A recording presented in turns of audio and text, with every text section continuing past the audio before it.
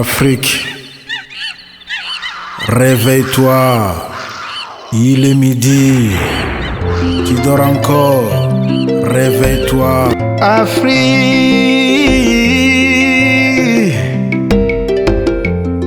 Africa nanga oya bato cheveux crepus, bato mayele bosimbani babige. Oya bilanga bozimbani ba Congo, simbani maboko mongu na lekate o Afrika, malobate, monsalande. Rien ni personne ne peut s'opposer à un peuple en marche. Pourquoi? Parce que le peuple gagne. Le peuple gagne. Moi je suis né à Kinshasa. Joseph Kabila, je ne sais pas exactement où il est né, je ne sais pas exactement où il était, je ne sais pas exactement quel passeport il avait, mais quand on vient dire à des gens de la diaspora congolaise, non mais vous n'êtes pas vraiment congolais, etc., c'est un droit que moi je n'autorise à personne. Cette espèce de privilège de congolité, cette histoire-là, je ne l'autorise à personne. Et c'est très important, je vous fais remarquer, là maintenant les listes sont fermées pour les élections, il y a beaucoup de gens qui disent « Ah voilà, syndicat Macron, et c'est une espèce de plateforme, là, ceux qui veulent devenir des politiciens ont partagé le pouvoir, venez, venez, venez ». Et donc ça c'est super important de constater, je ne suis candidat à rien, ni à la présidence, ni à la députation, ni quoi que ce soit. Il y a des Congolais ici qui travaillent dans l'administration publique, qui travaillent dans la politique, qui travaillent dans l'IT, dans la technologie, qui travaillent dans les professions libérales, etc., qui ont un vrai pouvoir d'influence, qui ont un vrai reach dans leur network pour arriver à advoquer le cas du Congo. Et ça, c'est très fondamental que la diaspora congolaise aux États-Unis en prenne conscience. Parce que dans les mois qui viennent, elle va devoir jouer un rôle fondamental. Et donc par rapport à ça, c'est clair et net et je marque vraiment rendez-vous à tout le monde. Dans les prochaines semaines, on va l'annoncer. Je viendrai moi-même prendre mon bâton de pèlerin et venir. Je pense que ça sera vraisemblablement à DC, parce que je pense que c'est là où se fait la politique. Et donc c'est important qu'on arrive à se réunir pour arriver à avoir un grand moment de partage et d'échange et de conscientisation. Moi, je suis très engagé là-dedans. J'ai beaucoup, vous allez dire, c'est pas de l'enthousiasme, j'ai une flamme, j'allais dire j'ai la passion du Congo, mais le label, la punchline a déjà été polluée, donc je ne peux plus l'utiliser. Mais disons que j'ai cette flamme-là en moi, je veux la partager avec tout le monde, parce que moi je ne suis pas un surhomme. Les gens pensaient que j'avais une solution miracle, que j'avais une espèce de secret game plan, qu'il y avait une armée derrière moi. Il n'y en a pas. Je ne suis qu'un Congolais qui a décidé que je ne pouvais plus vivre en croisant les bras et en laissant mon pays basculer dans l'enfer kabiliste. Je suis un Congolais debout. Rejoignez-nous sur lescongolaisdebout.com.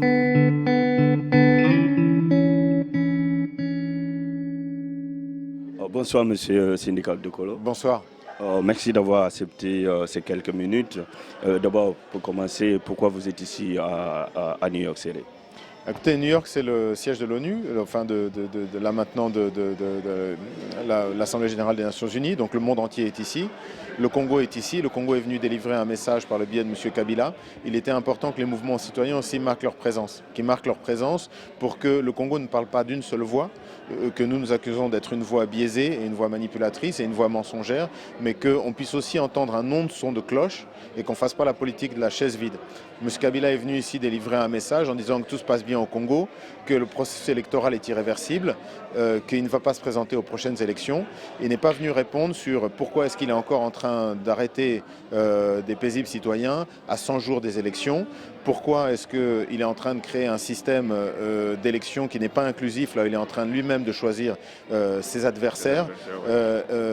Et bref, pourquoi est-ce qu'il est en train de créer un climat incompatible avec l'idée qu'on se fait dans un pays normal d'une période préélectorale.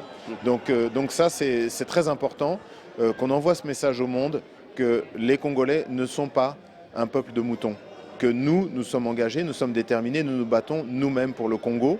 Ne demandons pas aux autres gens de se battre pour nous, mais on veut que tous les partenaires du Congo soient très vigilants parce que les Congolais sont à la veille d'un grand combat pour notre dignité, comme on dit chez nous, Pona Bomotonayo, c'est notre slogan au niveau des Congolais debout, et c'est exactement ça le message qu'on est venu livrer à New York, c'est de dire les Congolais, c'est pas seulement M. Kabila, c'est aussi nous. C'est nous la société civile et nous on représente une certaine idée du Congo, une certaine idée de la démocratie, une certaine idée de la dignité congolaise et c'est important d'en tenir compte. On a l'impression que le Congolais est en quelque sorte déçu de ce qui se passe avec les politiciens. Et ce mouvement citoyen qui est né, et surtout le Congolais debout, a suscité un peu beaucoup d'espoir au sein des Congolais. Quel est le rôle principalement que doit jouer les Congolais debout en tant que mouvement citoyen? Je crois que c'est fondamental. Les Congolais debout, il y a deux particularités. La première chose, c'est qu'effectivement, on dit les citoyens peuvent s'engager dans la vie publique pour aider le pays sans avoir nécessairement besoin d'être des politiciens professionnels.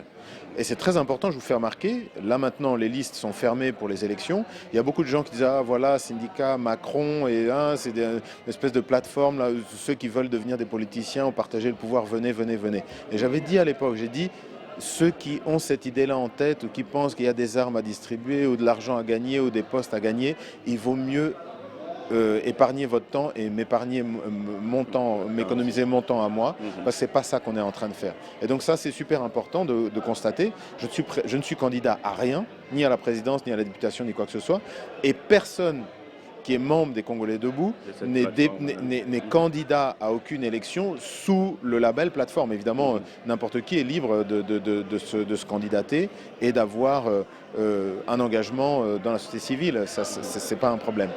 Mais c'est très important de le constater parce que ça veut dire qu'effectivement, nous, au niveau des Congolais debout, on pense que la solution pour le Congo, ce n'est pas une élite, ce n'est pas des politiciens qui sont loin de chez nous, mais c'est chacun d'entre nous, des gens de la diaspora, des gens du Congo, des médecins, des mamans commerçantes, des pasteurs, que tout le monde peut jouer un rôle et doit jouer un rôle pour que le destin de ce pays aille dans un sens qui soit plus positif.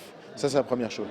La deuxième chose, c'est qu'on a une particularité dans les mouvements citoyens, c'est qu'on est un des rares qui a un mouvement de masse. Et notre idée, c'est qu'il doit y avoir, la société civile, elle est riche par sa diversité. Et donc, il doit y avoir des jeunes qui jouent un rôle fondamental, que ce soit les Fulimbi, les Lucha, qui ont un style à eux, qui est de l'activisme, avec une stratégie à eux. C'est important qu'il y ait des gens comme des Nsapu, comme des Kapiamba, comme des Katende, qui sont des gens qui font un boulot aussi qui est très spécifique, dans un segment qui est très complémentaire et très spécifique. Et c'est important aussi qu'il y ait des gens comme CLC, comme nous, les Congolais debout, qui sont des mouvements de masse. Et c'est d'autant plus important qu'on sait que l'histoire du Congo, elle va se déterminer dans les rues des villes et dans les rues de Kinshasa. Dans les qui vont venir, on sait qu'il va y avoir des manifestations. On sait que si on est suffisamment nombreux, suffisamment déterminés, exactement comme on l'a été à l'époque, derrière nos prêtres de l'Église catholique et derrière aussi, il y avait beaucoup de pasteurs aussi, on oublie souvent de le dire, mais il y a beaucoup d'églises de réveil qui sont engagées. C'est tous ensemble, avec ces mouvements de masse, qu'on va atteindre la masse critique qui va permettre, en fait, la masse critique au-delà de laquelle on ne peut plus réprimer. Vous pouvez réprimer quand c'est 500 personnes, quand c'est 1000 personnes. Quand il y a 100 000 personnes, 1 million de personnes, vous ne pouvez pas réprimer. La masse est trop grande. Et aujourd'hui, c'est exactement ce qu'on cherche. Alors pourquoi est-ce qu'on n'est pas en train de s'énerver tout de suite? Pourquoi on dit qu'il faut rester vigilant? Parce qu'on se rend bien compte qu'aujourd'hui, il y a eu une grande bataille qui était gagnée. On avait le risque d'avoir Kabila qui allait passer en force pour un troisième mandat. On sait très bien que la raison pour laquelle Kabila n'est pas candidat, ce n'est pas parce qu'il a décidé de respecter la Constitution. C'est parce qu'on lui a bloqué cette option-là. On l'a empêché par un alignement parfait entre la communauté internationale, l'opposition, la société civile, l'opinion publique nationale. Ça, c'était fondamental. Aujourd'hui, on sait qu'il est en train de nous préparer la tricherie. On sait que la population n'est pas prête à accepter des élections qui ne soient pas crédibles. Donc cette histoire de machine à voter, ça ne passera pas. Cette histoire d'aller avec un fichier déjà trafiqué, ça n'ira pas. Et surtout, cette histoire de dire qu'il n'y aura pas d'élection le 23 décembre, ça n'ira pas. Or, nous, au niveau des Congolais debout, nous envoyons un message clair et nous sensibilisons tous les partenaires de l'opposition à dire les dialogues avec Kabila, c'est fini. On sait comment ça se passe. La tension monte à dialogue. On signe des papiers, on dédouble les partis, Oui. on essaye d'aller acheter des gens dans les partis pour les affaiblir et on n'applique pas les accords. Donc les accords, ça ne marche pas avec Kabila, donc on oublie les dialogues, ça ne sert à rien. Et puis deuxièmement, il y a quelque chose qui est très fondamental. Les gens pensent qu'effectivement, c'est possible de dire « Ah, d'accord, on va faire encore 3 mois ou 6 mois ». D'abord, on sait très bien que c'est un mensonge puisque les délais ne sont pas respectés, les termes des accords ne sont pas respectés. Et quand on parle de partage du pouvoir, ça n'est jamais effectif. Aujourd'hui, c'est censé être le pouvoir de l'exécutif au Congo est censé être entre les mains de l'opposition. Est-ce qu'il y a un seul Congolais qui peut dire ici que le pouvoir n'est pas entre les mains de Kabila? C'est faux. Ça veut dire qu'effectivement, c'est une illusion. Ça veut dire que demain, si jamais il n'y a pas d'élection à temps, il n'y a aucun parti politique qui doit considérer l'option d'aller faire partager le pouvoir avec Kabila parce qu'on sait que ce sera une histoire de gros sous. Et eux-mêmes, à ce moment-là, vont se torpiller, vont se tirer dans le pied parce que la population entière, tout le Congo saura que ces gens-là sont des menteurs. Ces gens-là sont des tricheurs et ces gens-là sont des voleurs. Alors c'est très important maintenant parce que de cette manière-là, et en agissant tous, et pas seulement les gens de l'opposition, mais aussi les gens de la société civile, vous savez, il y a une expression en français qui dit « le silence des peuples est la leçon des rois ». Et c'est exactement ça, moi je pense qu'il faut adresser à M. Kabila quand une fois encore il vient venir nous dire « Ah, c'est pas ma faute, c'est la CENI ». Et la CENI, ah, il n'y a pas moyen de faire les élections le 23 décembre. Et moi je pense que c'est à ce moment-là qu'on va voir, ça sera un des grands moments du Congo. De la même manière que le 30 juin 60, quand Patrice Emery Lumumba a revu son discours après le discours du roi Baudouin, et il a livré ce discours qui est un des moments clés de la dignité congolaise. Je pense que c'est ça que nous sommes appelés à vivre dans les prochaines semaines. Ça sera un moment clé de la dignité congolaise qui va nous permettre de réécrire toute notre narrative nationale, tout notre récit national. Et c'est ça le moment qui nous attend. Et nous, le mouvement des Congolais debout et les mouvements citoyens, nous sommes prêts pour ce rendez-vous-là historique et nous préparons, nous mobilisons la population pour ce moment historique. Nous savons que les États-Unis, c'est un pays qui compte. Nous avons vu ici, parmi les réunions que vous avez eues, des entretiens que vous avez eus, vous vous êtes entretenu avec un groupe de Congolais debout qui sont ici aux États-Unis d'Amérique. Alors, il y a quelques mois passés, vous avez fait une sortie fracassante en Belgique. Comptons-nous voir aussi Silika Dokolo ici aux États-Unis pour le grand lancement de ces mouvements de Congolais debout avec les Congolais debout qui sont ici aux États-Unis d'Amérique.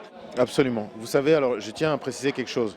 J'ai vu plus de Congolais à New York que j'ai vu d'Américains à New York.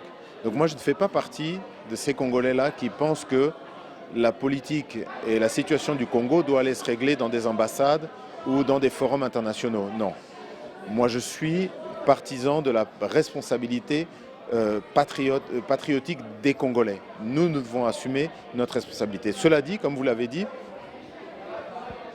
les États-Unis, c'est quand même un des grands piliers de stabilité dans le monde. C'est-à-dire, c'est un des grands acteurs dans le monde. Et on sait que dans la crise congolaise et en Afrique centrale et en Afrique en général, les États-Unis, c'est un player très important. Avec une particularité, c'est vrai, c'est qu'on a une administration avec un président maintenant, Trump, qui est peut-être un des derniers présidents des États-Unis, si on regarde les 5 derniers présidents des États-Unis, qui a peut-être le moins d'a priori pour l'Afrique, pour ou contre, et peut-être le Congo certainement, et qui a peut-être, parce que lui il n'a rien à voir avec la guerre froide, c'est une autre question générationnelle, pour lui il ne voit pas les choses en termes de guerre froide, il voit le monde d'une autre manière, ce qui peut être un problème, mais ce qui est aussi un grand avantage, c'est un grand atout.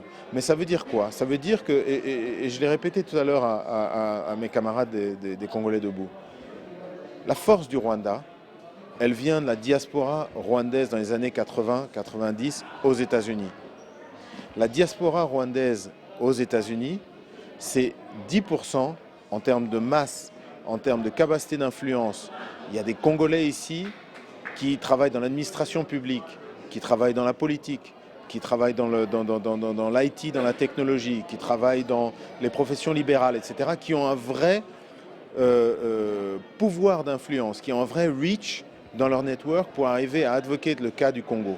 Et ça, c'est très fondamental que la diaspora congolaise aux États-Unis en prenne conscience.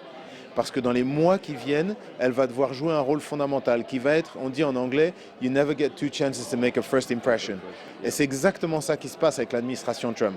L'administration Trump ne savent pas bien quoi penser du Congo, à part c'est très complexe. Et ils ont un président qui n'est pas très bon, mais on ne voit pas bien comment est-ce que les Congolais vont se débrouiller, c'est pas clair, quelle est l'alternative, est-ce qu'il faut de mauvaises élections, est-ce qu'il vaut mieux ne pas avoir d'élections et essayer de voir comment on peut négocier quelque chose de mieux, est-ce qu'il vaut mieux le chaos un peu stable maintenant plutôt qu'un chaos explosif éventuellement sans Kabila. C'est des questions légitimes que les gens se posent à l'extérieur. Et c'est là où c'est très très fondamental que la communauté expatriée aux États-Unis, la communauté congolaise, joue un grand rôle pour montrer aux États-Unis, que les Congolais ne sont pas des moutons. 2, que nous sommes déterminés par rapport à des principes, pas seulement à des individus en disant « Ah, c'est un tel, ah, hier c'était Kabila, ah, aujourd'hui c'est Katumbi, ah, demain c'est Jean-Pierre, ah, c'est Syndicat ». Ce n'est pas des individus. On s'engage autour des principes, des valeurs, autour de certains, et ça, les Américains, je pense, peuvent le comprendre. C'est quand même le pays de la liberté. Ils comprennent les principes, ils comprennent les valeurs. Et donc, par rapport à ça, c'est clair et net, et je marque vraiment rendez-vous à tout le monde. Dans les prochaines semaines, on va l'annoncer. Je viendrai moi-même prendre mon bâton de pèlerin et venir. Je pense que ce sera vraisemblablement à DC, parce que je pense que c'est là où se fait la politique, et donc c'est important qu'on arrive à se réunir pour arriver à avoir un grand moment de partage et d'échange et de conscientisation, pour qu'il n'y ait pas un seul Congolais qui a un moyen d'aider son pays dans les mois qui viennent, qui reste les bras croisés en se grattant la tête en disant « je ne sais pas trop quoi faire, qu'est-ce que je peux faire ?» Nous les Congolais debout, on est apolitique, donc quelqu'un peut être de n'importe quel parti politique. Il y a par exemple de l'UDPS, je sais qu'il y a toujours des phalanges fortes de l'UDPS partout dans le monde. L'UDPS a des candidats, ils vont se présenter aux élections législatives, à l'élection présidentielle. Il n'est pas incompatible d'être engagé dans des mouvements de la société civile tout en étant politique, ou avoir une accointance politique, ou être adhérent dans un parti politique. Mais ce qui est fondamental, c'est qu'on partage, qu'on puisse travailler tous, main dans la main, pour le Congo, pour une certaine idée du Congo, pour une certaine idée du droit sacré des Congolais à choisir librement leurs dirigeants. Moi, je suis très engagé là-dedans. J'ai beaucoup, vous allez dire, c'est pas de l'enthousiasme, j'ai une flamme, j'allais dire j'ai la passion du Congo, mais le label, la punchline a déjà été polluée, donc je ne peux plus l'utiliser. Mais disons j'ai cette flamme-là en moi, je veux la partager avec tout le monde, parce que moi je ne suis pas un surhomme. Les gens pensaient que j'avais une solution miracle, que j'avais une espèce de secret game plan, qu'il y avait une armée derrière moi. Il n'y en a pas. Je ne suis qu'un Congolais qui a décidé que je ne pouvais plus vivre en croisant les bras et en laissant mon pays basculer dans l'enfer kabiliste. Aujourd'hui, c'est l'enfer kabiliste. Demain, ça peut être l'enfer de quelqu'un d'autre. Et moi, ma solution que j'ai trouvée par rapport à ça, c'est l'engagement de tous les Congolais et surtout de ceux qui ont la grande chance de vivre dans un pays normal, là où on peut s'exprimer, là où on peut avoir ses opinions et là où on a ses droits qui sont garantis et respectés. Tout à fait. Alors, M. Syndicat, merci beaucoup. C'était un vrai plaisir. Alors, je voulais en profiter pour aussi féliciter tous les journalistes engagés. Je crois que c'est un exemple que vous donnez pour toute la diaspora congolaise, de dire on n'a pas abandonné le Congo. Moi, je suis né à Kinshasa. Joseph Kabila, je ne sais pas exactement où il est né, je ne sais pas exactement où il était, je ne sais pas exactement quel passeport il avait, mais quand on vient dire à des gens de la diaspora congolaise, non mais vous n'êtes pas vraiment congolais, etc., c'est un droit que moi je n'autorise à personne. Cette espèce de privilège de congolité, cette histoire-là, je ne l'autorise à personne. Tous les Congolais qui se sentent comme moi, en disant, moi, il n'y a pas quelqu'un qui est venu avec des bottes en plastique à la fin des années 90 pour m'expliquer qui est congolais et qui ne l'est pas. Tous ces gens-là, aujourd'hui, doivent reprendre autorité sur le processus parce que c'est un moment clé du pays. Nous sommes fiers de vous et le Congo est fier de vous. Merci. Africa, où es-tu, Africa? Afrique, où est ta fierté? Où est ton ambition? Tu dois défendre tes enfants, tes intérêts. Tu sais bien que tu es convoité. Je suis ton enfant, Afrique. Je dois bénéficier de mon indépendance, de mes richesses, de ma faune, de l'éducation, de la démocratie et de la nouvelle technologie. Nous sommes arrivés à la fin de cette émission. Merci à vous de nous avoir suivis. On se retrouve la semaine prochaine, même chaîne, même heure. C'était Clara Mbella en direct de New York. Au revoir.